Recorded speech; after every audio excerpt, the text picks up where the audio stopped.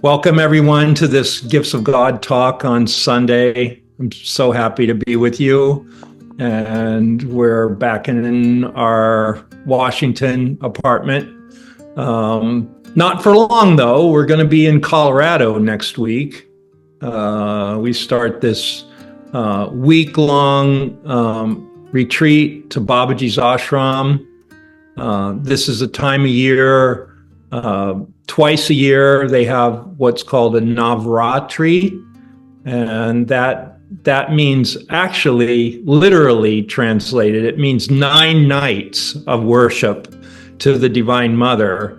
Of course, most of the worship you're doing is during the day, but it's called Navratri, which means 9 nights of worship of the Divine Mother. So we go in the spring to India, and we've started a new action where Sandra wanted to go in the fall because they have it spring and fall, the Navratri. So she wanted to go in the fall to the Babaji ashram here in the US. Last year, we went by ourselves to Colorado for the Navratri, and that was very wonderful. And then this year we decided, let's do a little mini, and not an India quest, but a Colorado quest. And we don't have as many people coming, but we have a fair amount. 16 people are coming.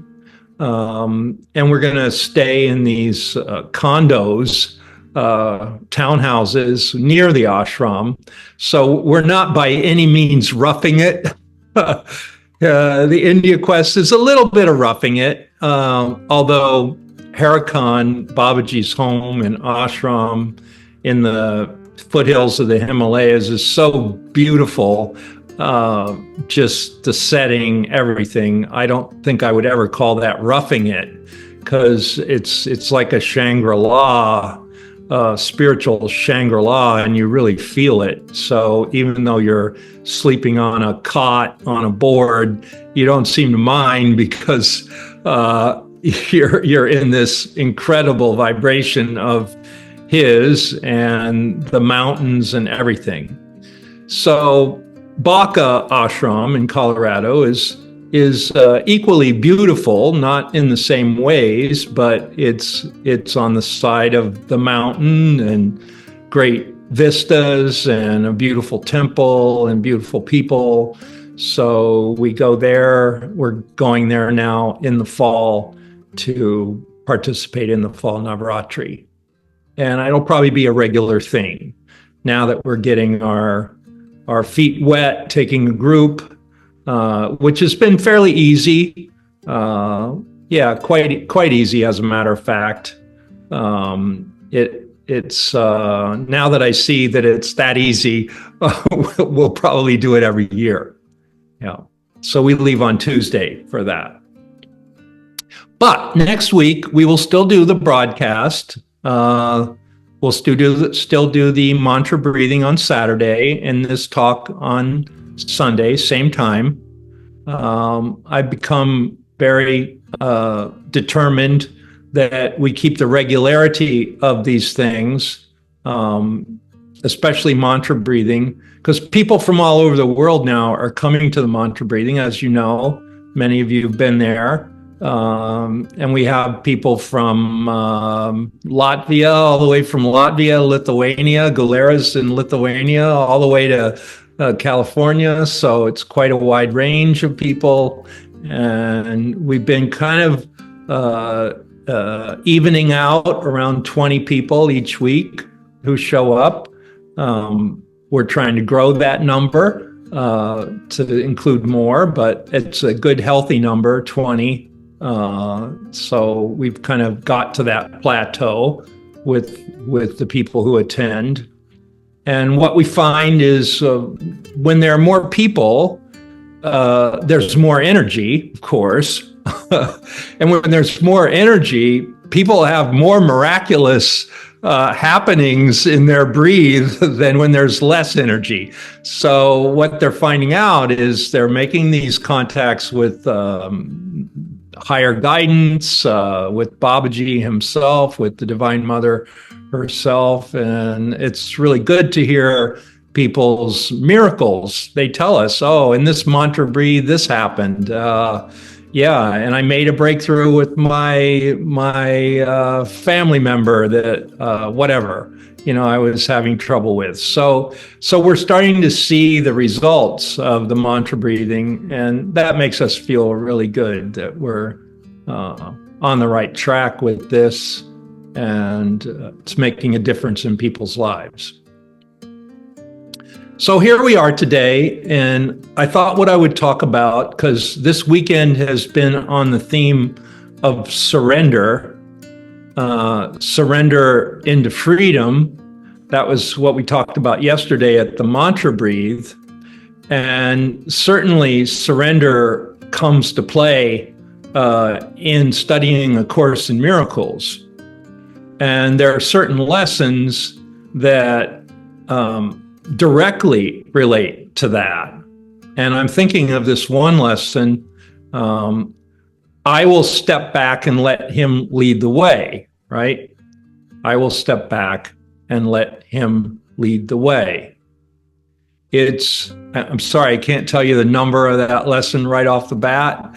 Usually I can pull that in my mind, but that's the lesson. And then later, I think a couple lessons later, it says, into Christ's presence would I enter now. Into Christ's presence would I enter now. So those two lessons are the Course in Miracles version of surrendering to a higher power. And what's the higher power? Well, the higher power would be the Christ consciousness. And the whole book is trying to lead us to that, awaken that in us, and have us surrender our ego over to this higher clarity, this more sane mindset, if you will, or thought system, the Holy Spirit's thought system. So how are we doing on that, I guess, is always the question. To what degree can we let go of the ego's thought system and embrace the Christ consciousness or the Christ thought system? And we need the help of this Holy Spirit to do that. So that's where the challenge lies. And that's where surrender has the most meaning. In the ego's version of surrender, it usually means defeat, right? We see the old war movies where, such and such was battling against so-and-so, and this one won out, and then, it's time to wave the white flag and give up, and it's the last-ditch effort before complete annihilation, right? So we wave the white flag because we're defeated. And so the ego has all these associations with surrender, with defeat. And nobody would really want to consciously choose defeat or choose the surrender. So we have to redefine the whole meaning of the word surrender and what are the benefits of it and what are the results of it in spiritual terms, because this is what the Course is trying to get us to do, believe it or not, is to surrender totally our ego over to this other guidance system that's also equally ours, but we haven't claimed it, right? And call that what you will. Call that your higher self, call that enlightenment, call that Christ consciousness, call that the atonement. There's many different words that the Course uses to describe it. Even salvation, it calls it. So what is going to put us in that vibe of salvation or Christ consciousness? Well, this thing called surrender. What is the surrender? Well, it's like the lesson says, I will step back and let him lead the way. You know, I will step back and let him lead the way. Later on, there's a lesson. Let's see, how does it go? I gladly make the sacrifice of fear.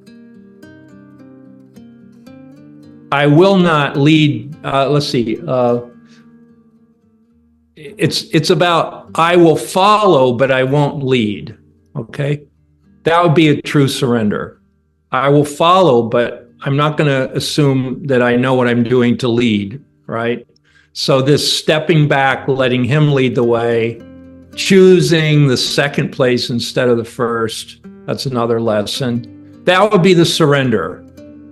And that really scares the ego quite a lot. The ego comes right up with a defense and says, why would I ever want to do that?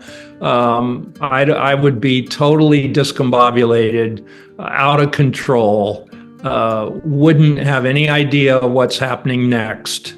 And I just wouldn't want to do that.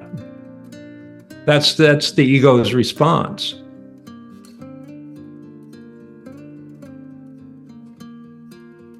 So we have to go through this period where our fears are kind of exacerbated.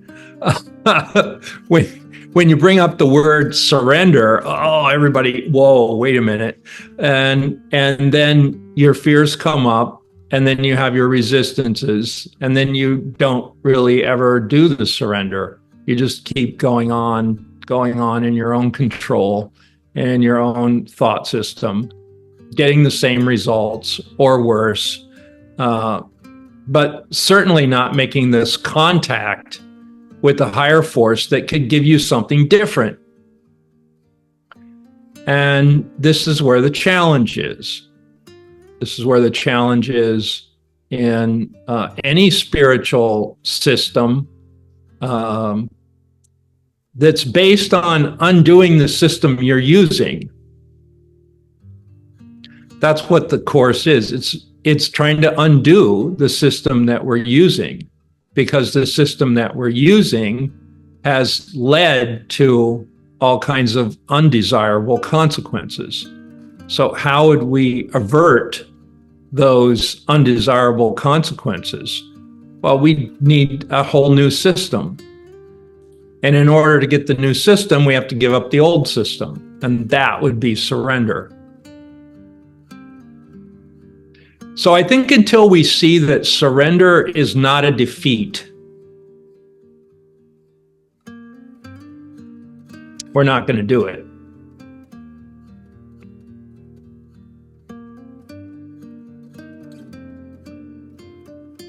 It feels too much like a defeat. Well, if I've struggled my whole life and got through all the storms and all the trials and tribulations using my ego thus far, and I've kind of got my I always think of this novel by Stephen Crane, my red badge of courage. Like I have my wounds that I've accumulated as a result of fighting through the storm, right? And I'm kind of proud of those wounds a little bit. They're my red badge of courage. They're showing me that, oh, I persevered through the war and I survived. And now somebody is telling me, completely let go, surrender. And my ego that got me through all those battles and all those wounds doesn't want to let go because it wants to get a medal. Wants to get a medal for getting you through the war, right? So it's not going to let go. It's not going to see itself as the cause of the war to begin with, and it's not going to want to let go. And it would see surrender as defeat. So how do we get beyond that?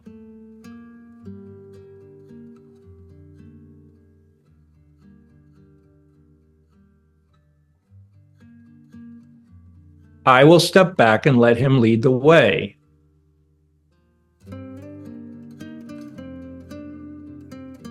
So who's the him and who's the I? I will step back and let him lead the way.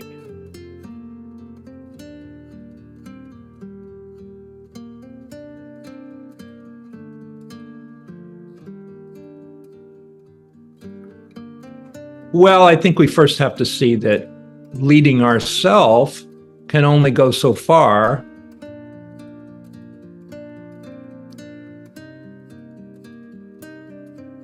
Leading ourselves doesn't necessarily free us from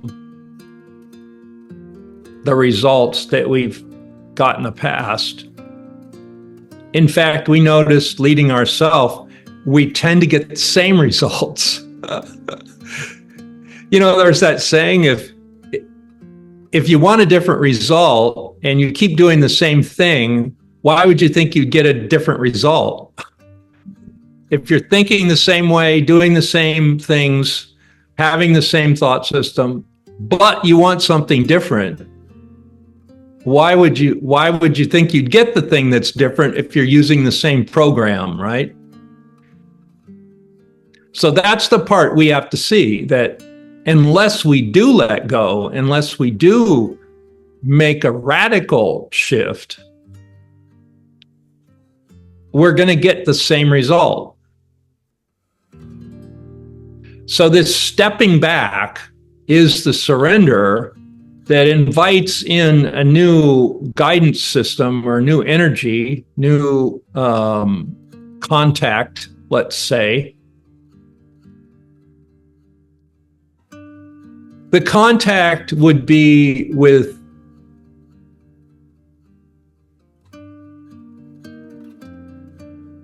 practically speaking, it's like the contact with the Christ, right? The Christ in us. The Christ that is our self.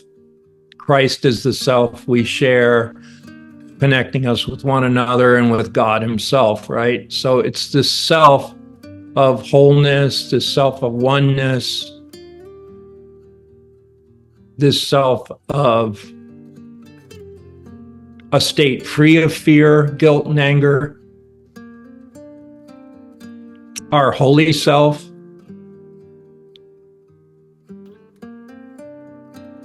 Not our ego self. So that's our true self, and that's what we want to make contact with. But in order to do that, we have to let go of the self we made up, this ego self that collected all these medals and red badges of courage for all the trials and tribulations we got through in life, and we survived, and it still doesn't want to let go. It's like the ego is kind of the captain of the ship that got you through all the storms. And now you're saying to the captain of the ship, you don't really know how to pilot this ship. We're going to relieve you of your duty and put the Holy Spirit there instead. Well, the captain says, well, yeah, but I got through all those storms without your help before. So, and you're asking me to be relieved of my duty. No. So you see, the unwillingness comes in there. And it's natural that it would, because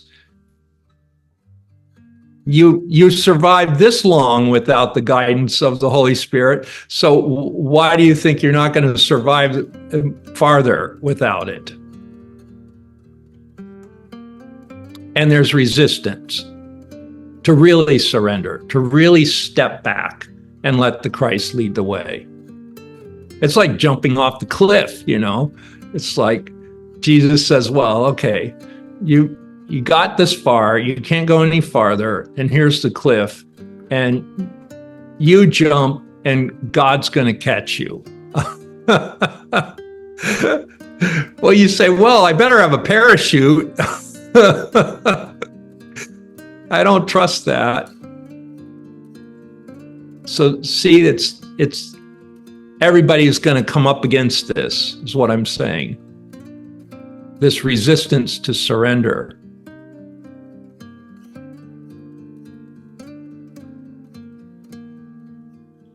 It takes a lot of trust and a lot of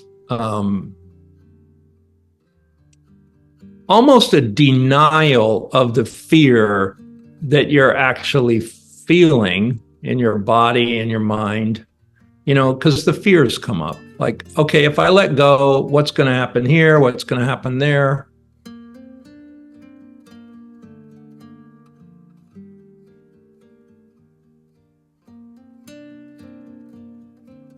So facing the fear is just as much a part of letting go as the letting go. Because in the letting go, the fear is going to come even higher up into our awareness. So it's been an interesting week.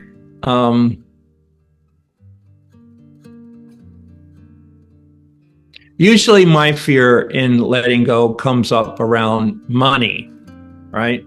So we have been talking to this, actually a friend of ours from years back, lives in Portugal, and he's an expert in marketing, and he even created a marketing company, to help businesses brand themselves, market themselves. Knows a lot about, the internet and how to do the marketing on the internet. So we've been looking for a few weeks at his system, his program, and deciding, well, maybe we could use his services and they would be helpful, and that it could help us get our work out there more. So what we were looking at on the table was a year of his services to help us with the marketing of our work around the world. And it has a certain price tag, Okay, so the price tag is fairly hefty. It's an investment and not a small one. I wouldn't say hugely large, but medium, more than we're used to outputting. Well, in the middle of that decision that we had to make, Sandra and I needed a lot of dental work, right? So she needed a couple of crowns and I needed some surgery and blah, blah, blah.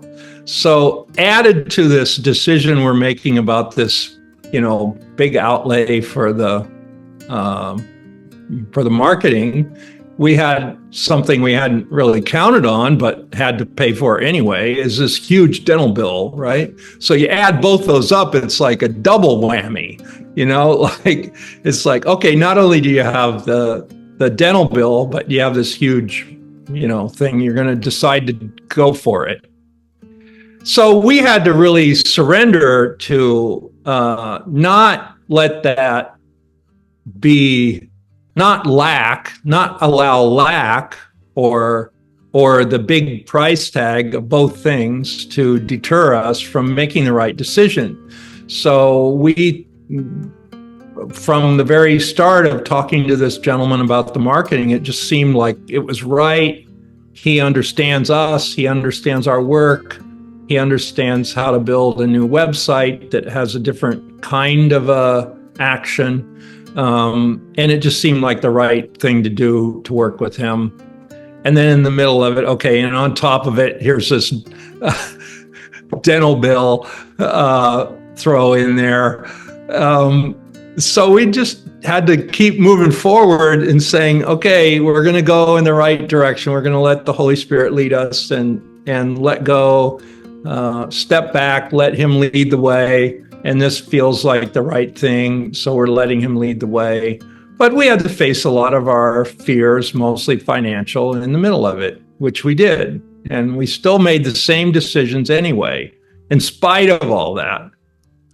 Well, and then, and when when there's a storm, there's, a real storm. So then last weekend we went to Philadelphia and we were supposed to be giving a workshop, and like only 2 people signed up, right? So we couldn't do the workshop for 2 people. We ended up giving a couple private sessions. But long story short, we traveled up to Philadelphia, paid for everything, our hotels and our train and all of that. And we made none of the money back. It's kind of like, well, we didn't do the workshop. So it was a pure expense. There were some other things we did. We saw some friends and some people that we've known for years, and that was very valuable. We needed to make those contacts.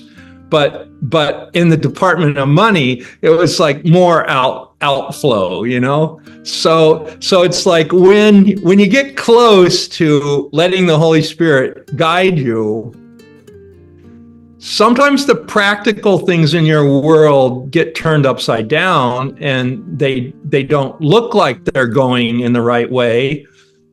Indeed, they are going in the right way, but they don't feel like that, and they don't look like that. So that's the added difficulty in surrender, is sometimes you have to weather a bit of a storm that comes up, that's kind of a response to you taking these new steps, and it doesn't always look so good from one aspect, and in this case, the financial aspect. But you trust anyway, and you go for it. So that's kind of where we are right now in our life and with our work. And we feel that a breakthrough is there and waiting for us, but we have to keep showing up, trusting, taking another step, and staying with it. And so I think this is what we're all going to have to be asked to do when we really want to surrender and have the Holy Spirit be our guidance system. Not that you throw all those practical decisions to the wind. You do have to weigh things. You have to look at things from many angles, and weigh, this and that, and be responsible and be practical and all that, which I think we are. But at the same time, even when you're being practical and you're making these decisions, your fears come up. What we call your response column comes up. Like, okay, so the purpose of getting the marketing is that we can increase our business. Well, what it looks like right away is that our finances go down a couple notches before they go up, So that's like, okay, that's what you have to face in any change, like it can look worse before it looks better, and you have to trust your decisions through that period. I will step back and let him lead the way. And I think partly one reason that I decided to move forward with this Portuguese friend of ours who is into marketing was I always felt a very strong connection with him from the very beginning when we worked with him. So there was a heart connection that I had underlying this other kind of business reason to do it. And I knew that would sustain us through anything. It was so strong. And I'll just tell you a little tidbit. I might have shared this, but I'll share it again. When we first met this gentleman, Alexander, we felt this immediate heart connection, and he really took to the work with the breath work. And also, he was very inspired by A Course in Miracles, because we always, for all these years, when we share about breathwork, we always talk about the Course in Miracles. Well, he was very inspired by it. And this was a period where the Foundation for A Course in Miracles, the Foundation for Inner Peace, was doing all the translations. They started with Spanish and they did Portuguese and a few other European languages. So they were very much in the heyday of making those translations. And they had just translated the Course into Portuguese. And our friend's Portuguese. So of course he bought the book and he was very impressed and he got into it immediately. Well, the next thing I know, the year later when we went and we worked with him, or maybe it was a couple years later, we were staying with him in his house, and we got to his house, and the first thing he did was, he drove into the garage and parked the car, and we get out of the car, and there's this pallet. A pallet is like when they do shipping, they have like a board, and then they stack things on it and they wrap it up and they ship things on these pallets, right? Well, there was a pallet sitting there with this huge pile of books on it. Well, this gentleman bought like 500 Course in Miracles translated into Portuguese, and he was giving them away to his friends. And I knew that moment, this was a soul brother, and he was so inspired by the Course and what it was saying to humanity, that he wanted to be as helpful as possible getting this Course in Miracles out to the Portuguese community. And this was at his own expense, He bought 500 books. I don't know what he paid. I mean, that's like probably thousands of euros, right? He had invested in these courses in miracles. And it just sort of won my heart, immediately. And then we lost touch with him for quite a few years. And I don't know what possessed Sandra to kind of reach out to him, but she did a couple months ago. And then we've been talking to him about, his new thing. He's got this marketing company and he's really loving it. And it's in his blood because his father was self-employed. He had a business. And what was the business? Well, they had some of the largest office supply stores in Portugal. That was their business, right? Like Office Max or one of those big chains of super office stores. That's what they did. So marketing is like in his blood, right? It's like he was brought up in that system, and he knows how to sell stuff. And so we thought, well, yeah, and this is what he's doing now. He's doing the marketing. And it's like Jesus showed up with the right person, the right stuff. And we would have been faithless to not move in that direction. Because we did know, we've taken the marketing as far as we can go, and we do our best at it, but it would be good to have some help, to take it to a next level. So that's what we signed up for a year, and we'll see how it goes. But I'm very hopeful. And we still do the same things that we've always done. We do the mantra breathing and, this Course in Miracles group, and we keep on with the things that we know work and our quests, India Quest, Bali Quest, which we know they work and they give people great results, and we love doing them. So all that's still in place, and the added help of having this other mind joined with ours, thinking about, well, what can we do to get the work out there more? So that's kind of where we are right now, and that's current. And I feel this is a kind of surrender because, like I said, when you really surrender and you really let go, all your fears come up, all your limiting thoughts come up, all your what ifs come up. Well, what if this? All your catastrophic thinking comes up.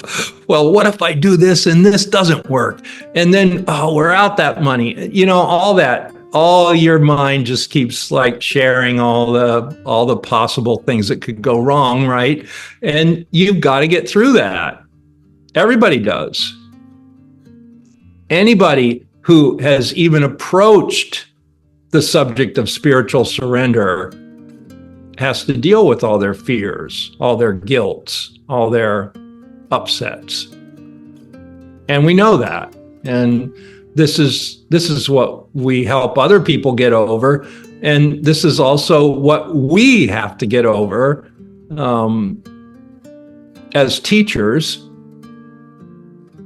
And I want to say something about that. You know, the real teacher is just the real student who's got over their own pace. And their main work to do is to get over their own case, their own fears, their own doubts, their own inconsistencies, their own personal lies. So the real teacher is just the real student, the real person that's faced all that stuff in themselves. And this is always the case. You know, when I think about Tara Singh, I think about all the years he went through with Krishnamurti and then with Dr. Shukman to process his own case, his own limitations, his own tendencies. And in fact, that's the purpose of the teacher, to help you do that. But in the end, it's like that's what you're going to be doing, is handling your own ego and facing it and dissolving it and forgiving it constantly. And then the person that's really good at that, and they've done that for a long time, and they've got a bit beyond themselves, maybe, just maybe, there'll be a few people going to them and they can help others do the same. And then we call them the teachers, right? And that's just the way it is. But the teacher, when you really look at it, is just the student who has given it full attention. Full attention. And it'll look a different way for different people. You know, Tara Singh seldom read a lesson. Sometimes he would go into a lesson very deeply, but he was always totally off the cuff. He never had a note. He never had a plan. He would share, and it may not be what you were expecting to hear. In fact, it might not even have been what you wanted to hear. Like, you might have wanted him to share very specifically on a certain lesson, and he might start there, but then he would go off into the tangent of what you really needed to hear, and he wouldn't talk about the lesson at all. He would talk about your blocks or why you're not receiving the lesson or something like that. You know, he would go right for the problem. And the solution would be in his ability to pinpoint where you're stuck and talk about that. And so, as far as his quotable knowledge of the Course in Miracles, he didn't give any importance to that. Like, He wouldn't be able to tell you, oh, this is lesson 125 and this is lesson. He didn't care about any of that. Now, if you were reading lesson 125, he could reveal to you the true meaning of that and how you're not bringing it into application and what you need to do to bring it into application. But as far as like memorization and learning ABC and all that, he wasn't interested at all in that. He was interested in the presence of what's actual in your application of that statement. And then he would gradually, through talking about that, be able to undo your blocks to bringing it into application. And that was the value of his teaching. He would show you your unwillingness, and then he would proceed to undo it with you, walking hand in hand with him. He would say, well, the status quo is you were given this truth and you don't want to have anything to do with it, and you're totally unwilling. And then you'd see that, and then you'd say, wow, why? I say I want to be enlightened, but then my actions don't show that. My actions are the opposite, right? And he'd point that out, and you'd see it. You'd see, wow, I'm like the biggest hypocrite here, right? And then he would say, okay, well, let's start there and see how we can break through it, the unwillingness. And then he would say something like, well, thought itself is unwilling. So don't be beating yourself up, or don't be ashamed, or don't be disappointed that you haven't made the breakthrough. Because the system you're using, it's not possible to make the breakthrough. The thought system we're using, it's not possible to make contact with these higher states. Thought itself is unwilling. Thought itself cannot surrender. The nature of thought itself is that which cannot surrender. So why are you talking about surrender with the thought system that can't surrender? You see what I mean?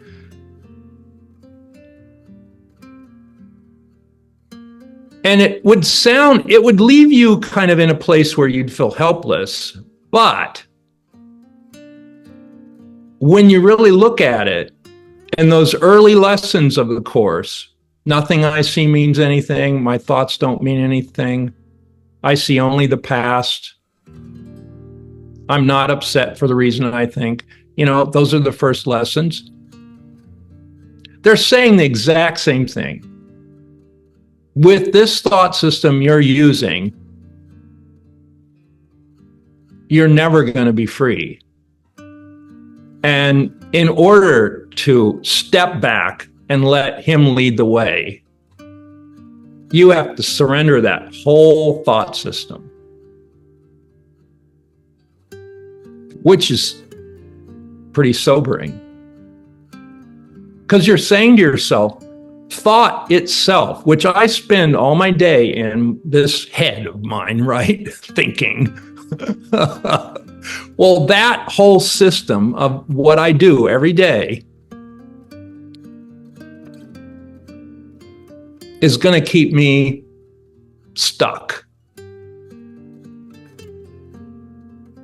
Well, then you say, well, what else is there?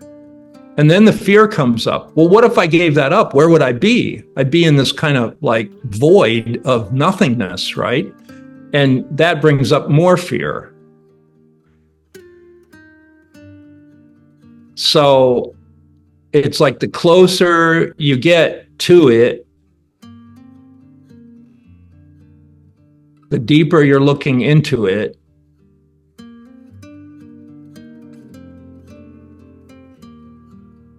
the bigger fears that you're facing come up.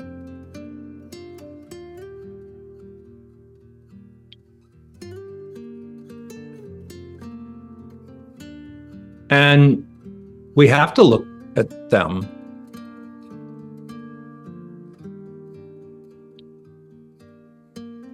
It's like, the Wizard of Oz, like he's got this big, huge, scary face, that we're approaching, and it's this Oz. Call it the ego, call it whatever you want. And then you realize it's just a little guy back there behind the scenes pulling levers, and it's all done with mirrors and illusions. It's not even really there, right? But in order to see that, you first have to be willing to face it. And I think that's what a teacher does. He helps you look at the illusion that seems so real and so daunting and scary and all powerful, and see that it's just a little ego back there pulling strings and doing little manipulations and to try to get you fooled. And then when you see that part, it just becomes funny almost. And you say, wow, what a blessing. What a grace I've had to be shown this.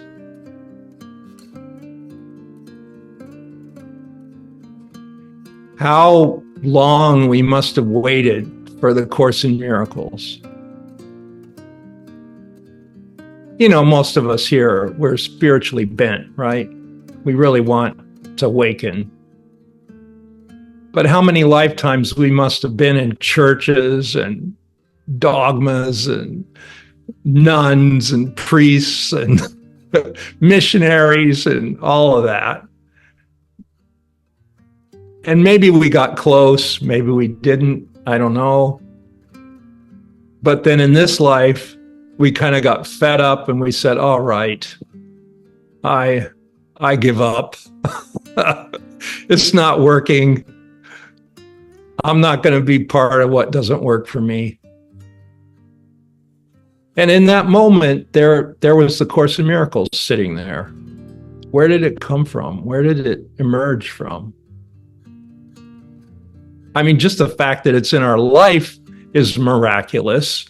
And the fact that we blundered into it, and then what it says is 1,000 times miraculous. And the fact that we have it, it can be our guiding light.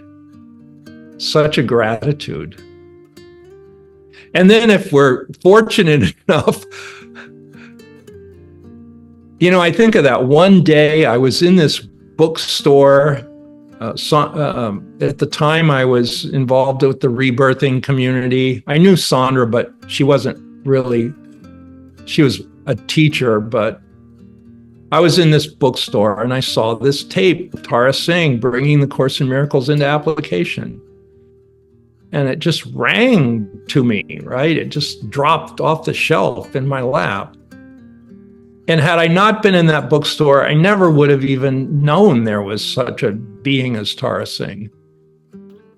And then it dropped in my lap. I listened. And fortunately, I'd been to India already once with Sandra. So I kind of recognized an energy. And I recognized that energy in him. And that was it.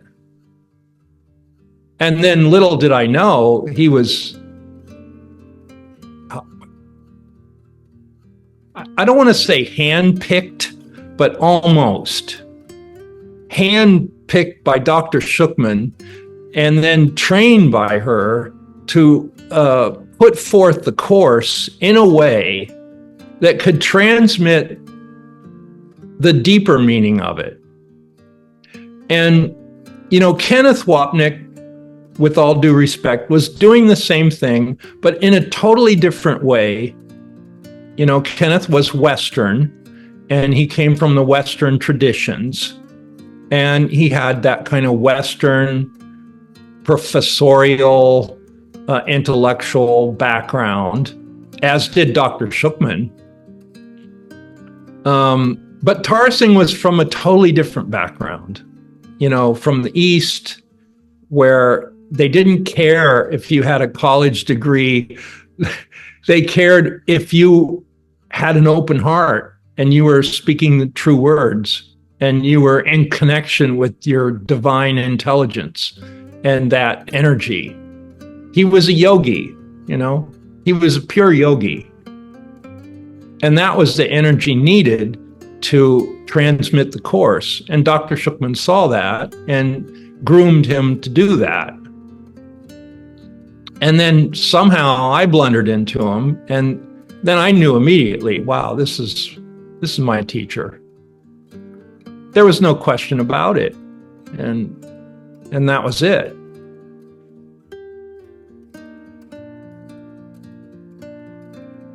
So that's kind of how the course comes to us, It's like the clarity of it is strong enough that it can break through our unwillingness just by the nature of what it is. All right, we see something true, and then, of course, our unwillingness comes up. Our ego comes up. No, I don't want to give up the captain of this ship.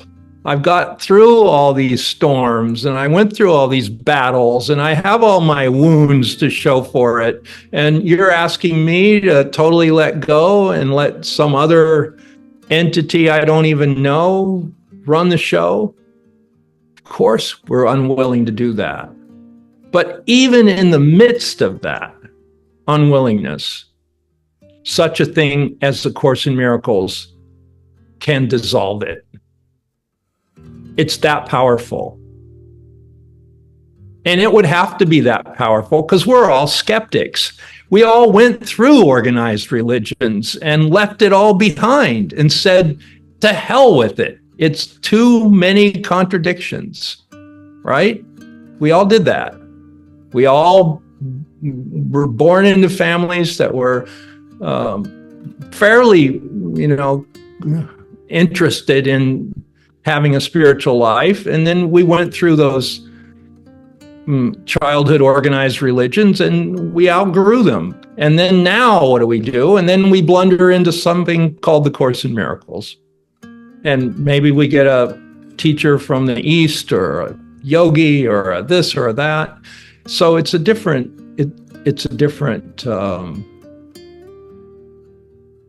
destiny. And we have this destiny with the Course in Miracles. And then we also see how difficult it is to surrender to something higher. And everyone has this unwillingness. And even seeing that, the Course in Miracles can get us through it. And you still don't have to say, oh, I am in the Church of A Course in Miracles. There's nothing to join here, right? Aren't we glad about that? There's nothing here to join. There's nothing here that's going to encase you in a dogma. It's only freedom. It's only interested in setting you absolutely unconditionally free forever. And that's its only job. And it'll always be that. And you don't have to join anything to do that. You just have to pay attention and bring the Course into application in your life. And inherent in that action of being its student, inherent in that is the surrender. It will happen. It's almost like being a student of A Course in Miracles means that you're on that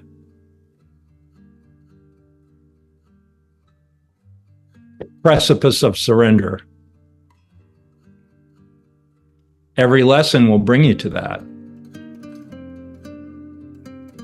And the more you practice it, the easier it gets. I can let go and let him lead the way. I can step back and let him lead the way. I can put out the $15,000 for a year of marketing help and not freak out. Yeah. So yeah, it gets easier.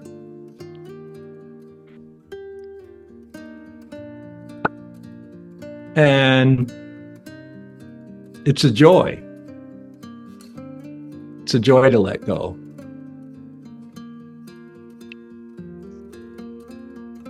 Well, I've talked for almost an hour.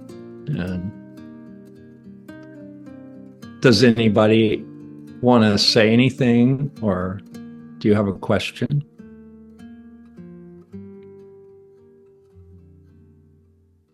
Okay.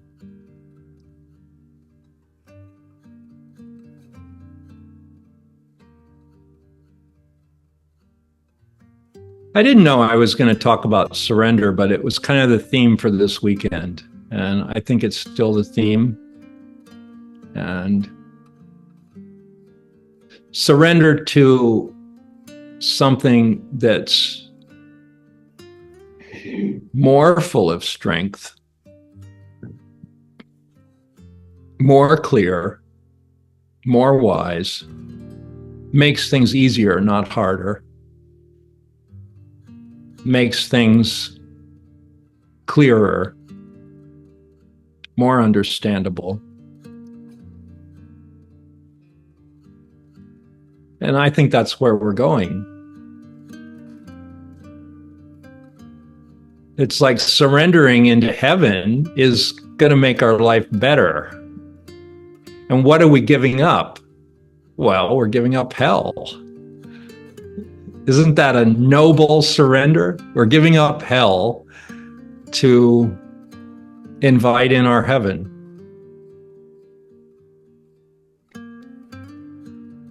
That's the ultimate purpose. And you guys are part of my heaven, so I know that we're on the right track. And thanks for being here.